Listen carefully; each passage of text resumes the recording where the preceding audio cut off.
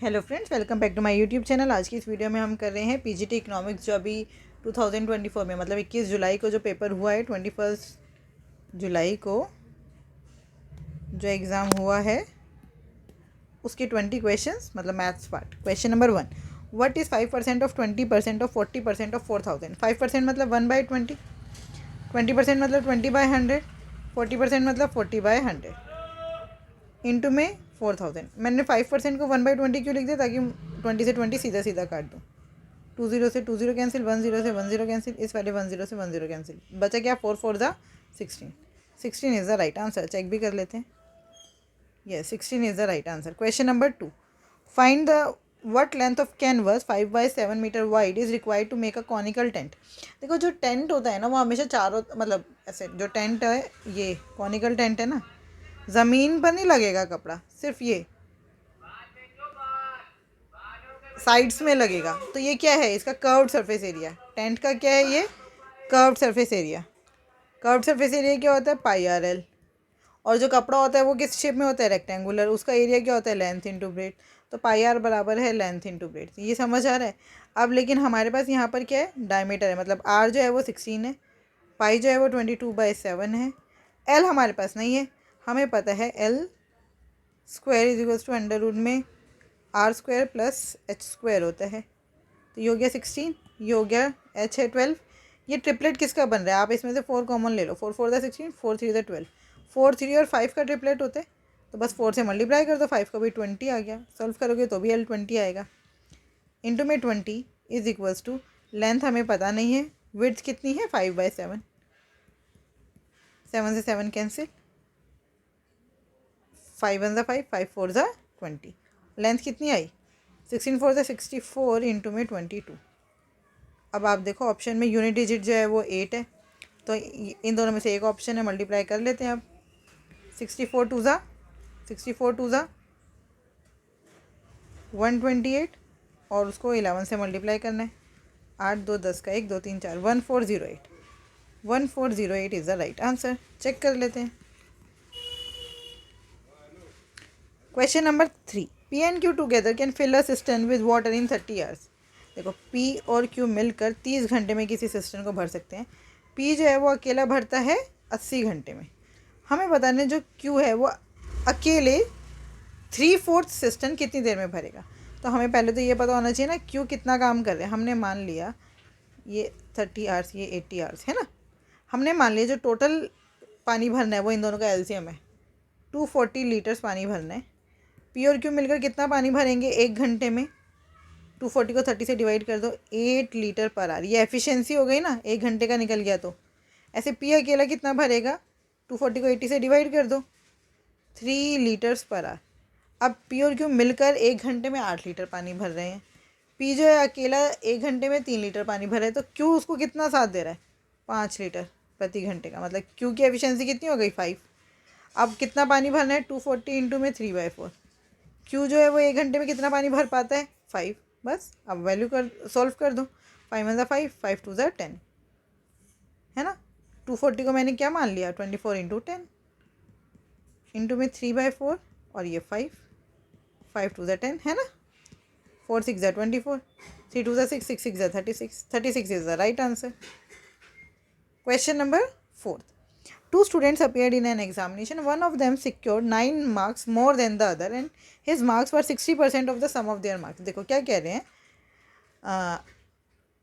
दो बच्चे हैं, उन्होंने एक ने x लिया तो दूसरे ने x प्लस 9 लिया, और जिसने x प्लस 9 लिया वो किसके बराबर है, 60%। 60% मतलब 3/5। 3/5 किसका, इन दोनों के मार्क्स का टोटल। टोटल करो कितना आएगा, 2x प्लस 9, 5 इधर मल्टीप्लाई में आ गया, ये हो गया 5x plus 45 is equals to 6x plus 27। 5x इधर माइनस में आया, 27 इधर माइनस में आया, 15 में से 7 गया 8, 3 में से 2 गया 1, 18 बराबर है x की वैल्यू कितनी आ गई, 18। बट हमसे x की वैल्यू नहीं पूछी, सम ऑफ मार्क्स पूछा है। सम ऑफ मार्क्स क्या है, 2x प्लस 9, तो 2 into 18 plus 9, 18 2 36 plus 9 45, 45 is the right answer. Yes, 45 is the right answer. Question number 5, find the volume of a hemisphere. Hemisphere की वॉल्यूम क्या होती है, सबसे पहले तो आपको यही पता होना चाहिए। हेमिस्फेयर की वॉल्यूम होती है, पूरे स्फेयर की वॉल्यूम होती है 4/3 पाई आर क्यूब। तो हेमिस्फेयर की वॉल्यूम हो जाएगी आधा है ना, 2/3 पाई आर क्यूब। चलो अब हमें ये तो पता चल गया वॉल्यूम ये होती है, तो अब हमें क्या पता होना चाहिए, सिर्फ आर पता होना चाहिए। जैसे ही आर पता चला क्वेश्चन सॉल्व। अब उन्होंने बोला है find the volume of the hemisphere with the radius equals to that of the circle of a circumference with the circumference 66। उन्होंने बोला है जो हेमिस्फेयर है उसका रेडियस और इस सर्कल जिसकी सर्कमफ्रेंस 66 है रेडियस बराबर है। तो सर्कमफ्रेंस क्या होता है 2 पाई आर, 2 × 22/7 इंटू में r इज इक्वल टू 66। 22 3 ज़ा 66, तो r आ गया 7 3 ज़ा 21/2। तो ये हो गया हमारी वॉल्यूम 22/3 इंटू 22/7 इंटू में 21/2 इंटू में 21/2 इंटू में 21/2। 7 3 ज़ा 21 कट गया, 2 से 2 कट गया, 2 11 ज़ा 22। अब हमारा आंसर है 21 ज़ा 441 इंटू में 11/2। ठीक है, अगर आप ध्यान से देखें 4 4 8, मतलब इसको ना आप ऐसे करो डिनोमिनेटर में क्या हो जाए, डिनोमिनेटर में 1 आ जाए, तो आप इसको सम ऑफ डिजिट से भी सॉल्व कर सकते हो। नहीं समझ आ रहा तो मारो गोली। 441 441 11 से मल्टीप्लाई कर दिया, ये हो गया 1, 4 और 1 5, 4 4 8, 4851 4851 को 2 से कर दो डिवाइड, 2 2 ज़ा 4, 2 4 ज़ा 8, 2 2 ज़ा 4, 2 5 ज़ा 10, बचा 1, 2 5 ज़ा 10, 2425 इज़ द राइट आंसर। अब आंसर चेक करते हैं। अच्छा इन्होंने आंसर दिया ये 2450, नहीं हो सकता, first is the right answer. ठीक, question number 6, Rakesh salary is 14,000 per month, he spends ₹5,500 on house rent and 2,500 on bills. कितना खर्च कर दे रहा है वो, 5 6 7 और 500 और 500 हज़ार हो गया, 8,000 खर्च कर दे रहा है 14,000 में से, तो बचे कितने, 14 में से 8,000 खर्च हो रहे हैं तो बचे कितने 6,000। 6,000 वो हर महीने बचा रहा है, लेकिन उसके बर्थडे वाले मंथ में उसने कुछ नहीं बताया बचाया, तो 12 में से कितने महीनों में बचा रहा है, 11 महीनों में, तो इंटू 11 कर दो, 11 6 66,000, मतलब पूरे साल में उसने 66,000 रुपये बचा लिए। Question number 7, in what duration in years rounded off to 2 decimal will ₹4,200 fetch a simple interest of ₹840। बच्चों वाला क्वेश्चन पूछ दिया, simple interest is equals to P into R into T/100। ऐसे फॉर्मूला आपको लिखने की ज़रूरत नहीं है, आपको समझाने के लिए मैंने लिख दिया। 840 इज इक्वल्स टू 4200, रेडियस कितना, रेडियस नहीं है ये, रेट कितना है 3/100, टाइम हमें नहीं पता, वही तो फाइंड आउट करना था। 20 से 20 कैंसिल, 42 1 ज़ा 42, 42 2 ज़ा 84, साथ में 0 फ्री है, 3 इधर मल्टीप्लाई में इधर आके डिवाइड में, टाइम हो गया 20/3, जो हमें पता है क्या होता है 6.67. So first is the right answer. Let's check also. Yes, first is the right answer. Question number 8. Pipe A can fill an empty cistern alone in 32 hours. Pipe A जो है वो एक सिस्टन को 32 घंटे में भर सकता है, B जो है वो उसी सिस्टन को 32 घंटों में भर सकता है। तो मान लेते हैं टोटल काम है 32 लीटर पानी भरना है। A जो है वो भी 1 घंटे में 1 लीटर पानी भर रहा है, B जो है वो भी 1 घंटे में 1 लीटर पानी भर रहा है। तो दोनों मिलकर A प्लस B दोनों मिलकर 1 घंटे में कितना पानी भर रहे हैं, 2 लीटर प्रति घंटा, है ना। अब उन्होंने बोला है दोनों मिलकर आधा सिस्टन कितनी देर में भर देंगे, तो 32 का आधा मतलब 16 लीटर सिस्टन भरना है। दोनों 1 घंटे में कितना काम कर रहे हैं, 2 लीटर का, 2 यूनिट काम हो रहा है ना 1 घंटे में, तो 2 से डिवाइड कर दो, 2 8 ज़ा 16, आंसर आया 8। 8 घंटे लगेंगे 16 लीटर पानी भरने में। Question number 9, in a river water is flowing with the speed of 2 kilometre per hour. देखो जो एक नदी है उसके अंदर पानी की चाल हमें दी है, मतलब धारा की चाल, स्पीड ऑफ वाटर या स्पीड ऑफ स्ट्रीम अगर हम कहेंगे तो वो है 2 किलोमीटर पर आवर। एक मोटर बोट जिसको 36 किलोमीटर डाउन स्ट्रीम जाने में लगते हैं, और 36 किलोमीटर डाउन स्ट्रीम जा रही है एक मोटर बोट और 30 किलोमीटर अप स्ट्रीम, इन दोनों में सेम टाइम लगता है। तो how much time will it take to cover 30 kilometre down stream and 36 kilometre up stream. ये क्वेश्चन सॉल्व करने से पहले हमारे पास क्या होना चाहिए, हमारे पास होना चाहिए speed of boat in still water. Still water मतलब शांत जल में जो नाव है या बोट है उसकी चाल, speed of boat in still water, वो हमने ले लिया x kilometre per our.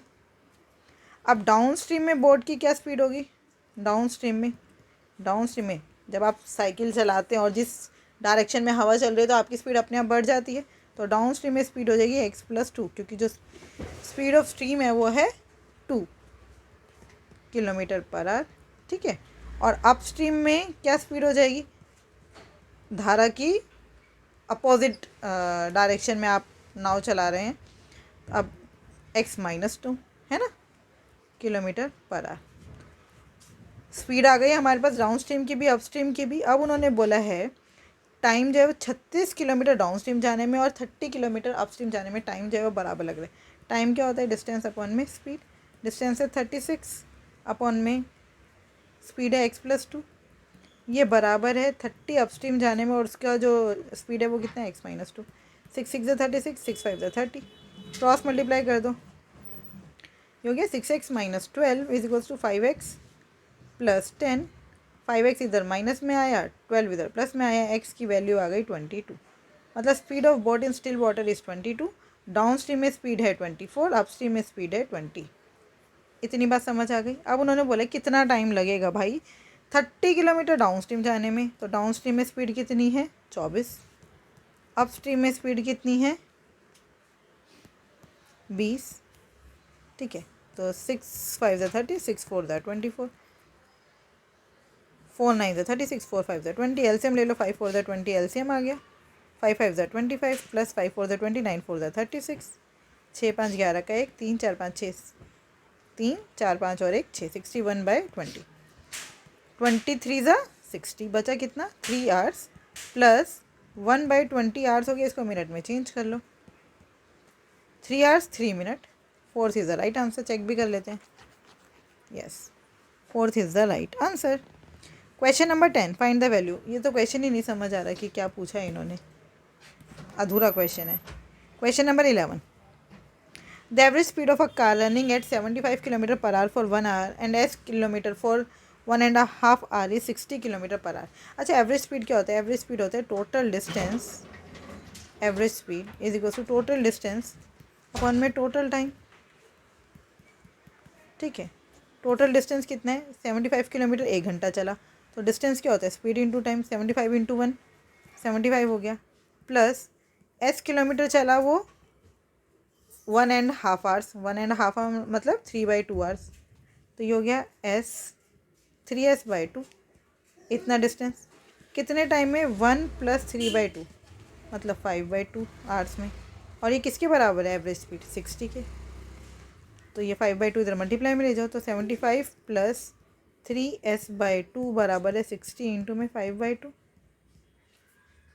LCM ले लो, 75 × 2 = 150, 150 + 3s/2 इज इक्वल टू 6×5 = 30/2। 2 से 2 कैंसिल, 150 इधर माइनस में आया, ये हो गया 3s is equals to 150, s is equals to 50। 50 is the right answer. Let's check also, yes 50 is the right answer. s की value आ गई 50। Question number 12, the maximum load that a square based cuboidal pillar can hold is directly proportional, proportional लिखना भूल गए वो, proportional to the 5th power of the length. देखो वो कह रहे हैं जो लोड है, यहाँ पे हम लिख लेते हैं लोड, ये डायरेक्टली प्रोपोर्शनल है length of the side, length की 5th पावर के डायरेक्टली प्रोपोर्शनल है, and inversely proportional to the square of the height of the pillar, square of the height of the pillar.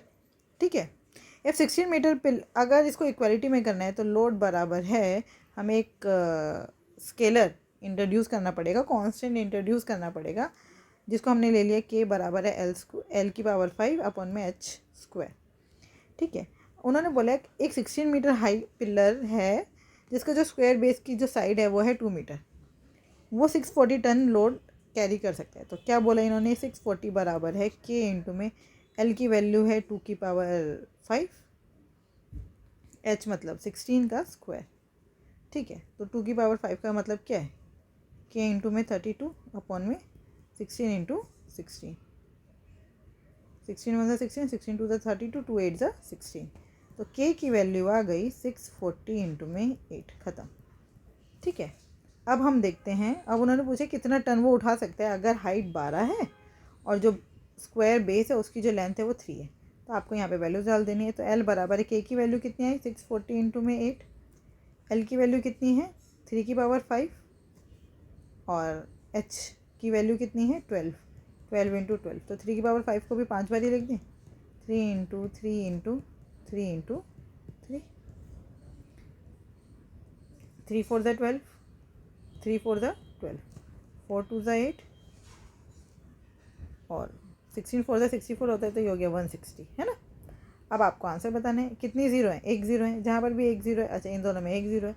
अब आपको multiply करना ही पड़ेगा। 3 3 ज़ा 9, 9 3 ज़ा 27, 27 2 ज़ा 54 इंटू में 16, 6 4 ज़ा 24, 2 यहाँ 6 5 ज़ा 30 और 2, 4 1 ज़ा 4 5 का 5, जहाँ पे लास्ट में 40 है वो आंसर है। यही आंसर है, बस खत्म। Question number 13. Naresh deposited a sum of rupees 43,900 at 20% rate of interest per annum compounded annually. The total amount, simple है, अमाउंट का फॉर्मूला क्या होता है, P इंटू में 1 प्लस आर बाय 100 की पावर T, है ना। तो P कितना है आपका 43,900, R कितना है 20%, 20% मतलब 1/5, तो 1 प्लस 1/5 मतलब सीधा 6/5 लिख दूँ क्या की पावर 2, तो 43900 इंटू में 6/5 इंटू में 6/5, तो ये हो गया 5 20 ज़ा 100, 5 4 ज़ा 20। तो हमारा ऑप्शन देखिए, चारों जो हैं यूनिट डिजिट अलग है, तो आप सिर्फ यूनिट डिजिट देखो। 9 4 ज़ा 36, यहाँ पे यूनिट डिजिट आया 6, 6 6 ज़ा 36, फिर यूनिट डिजिट आया 6, फिर 6 6 ज़ा 36, यूनिट डिजिट आया 6, जहाँ पर भी यूनिट डिजिट 6 है वही आंसर है। 4th is the right answer. Check कर लेते हैं। Yes, 4th is the right answer. Question number 14, the average of 13 number is 9। Average जो है वो है 9। हर एक नंबर को 9 से मल्टीप्लाई कर देंगे तो एवरेज भी 9 से मल्टीप्लाई हो जाएगा, सिंपल। तो न्यू एवरेज कितना होगा 9 9 ज़ा 81, 81 is the right answer. Question number 15, उन्होंने बोला है ये जो एक पाई चार्ट दिया है ये दिखा रहा है distribution of expenditure incurred in publishing a book. एक बुक पब्लिश करने में कौन कौन से खर्चे होते हैं, तो वही टोटल कॉस्ट हो गई।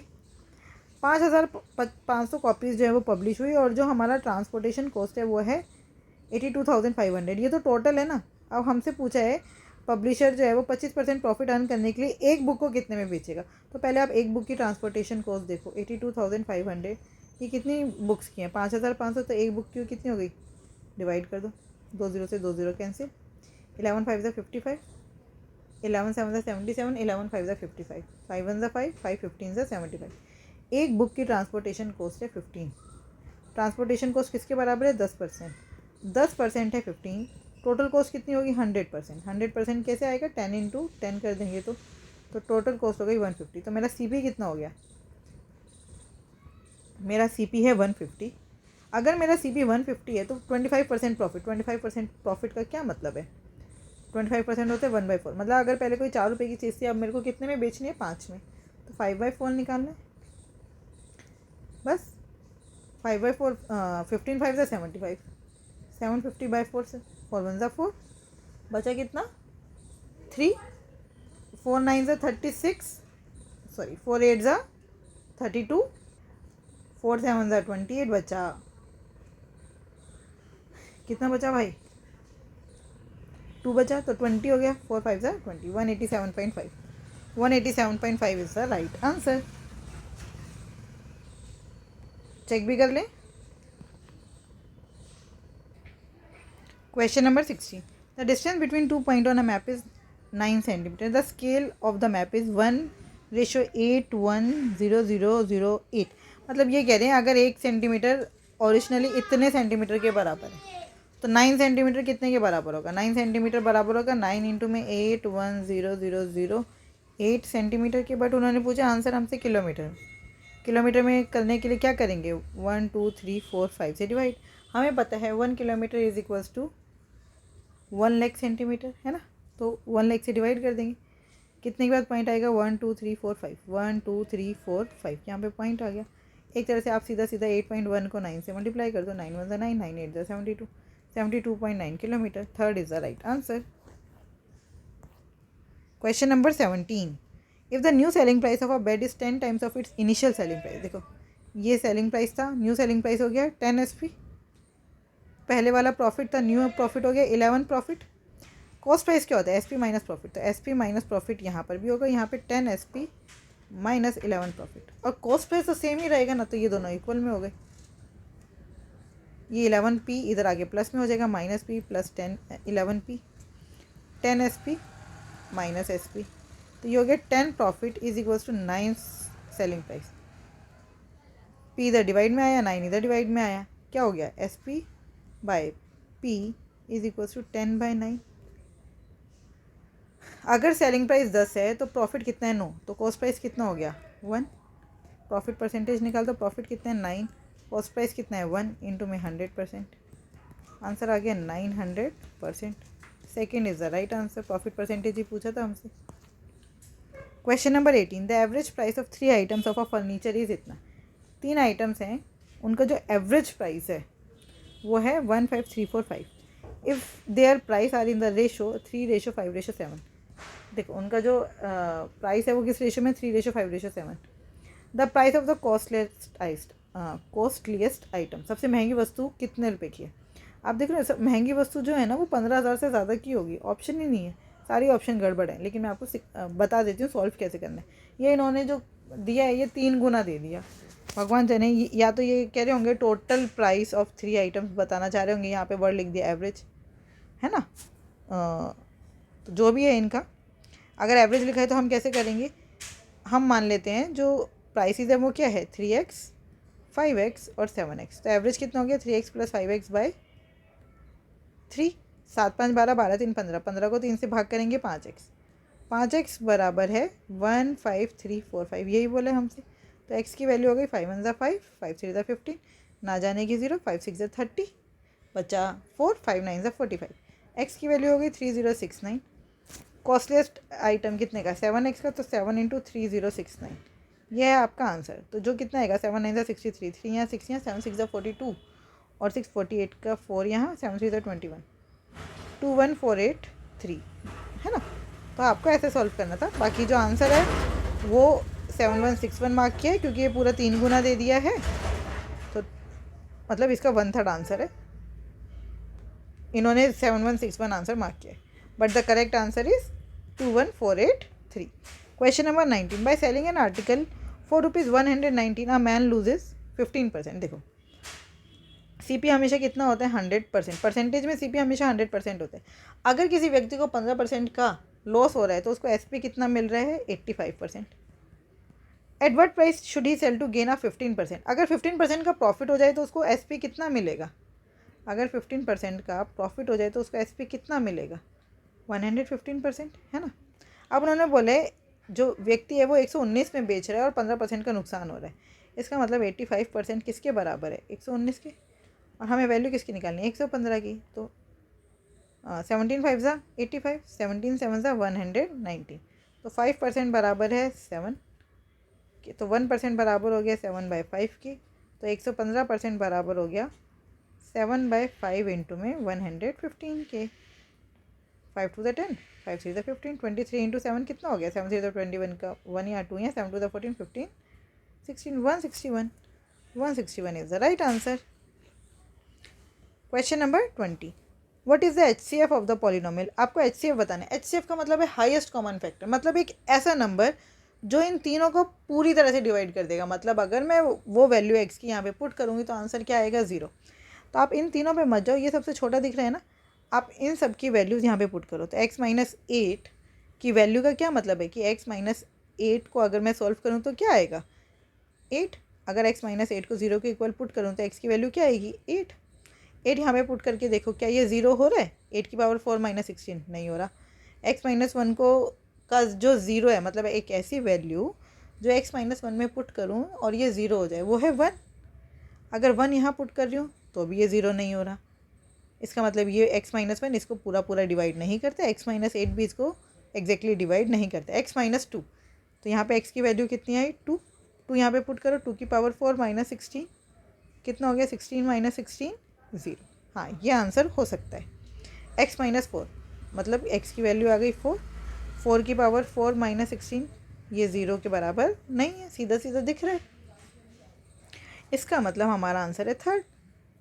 फैक्टर का क्या मतलब है? फैक्टर का मतलब एक हाईएस्ट कॉमन फैक्टर, मतलब एक ऐसा नंबर जो इन तीनों को डिवाइड करे और आंसर हर केस में रिमाइंडर क्या है? 0। बस वो है third only. Third is the right answer. I hope आपको ये 20 क्वेश्चन बहुत अच्छे से समझ आए होंगे। फिर भी अगर कोई डाउट है तो आप मुझसे जुड़ सकते हैं @maths PS1 टेलीग्राम चैनल पर। Thank you, keep learning, keep practising.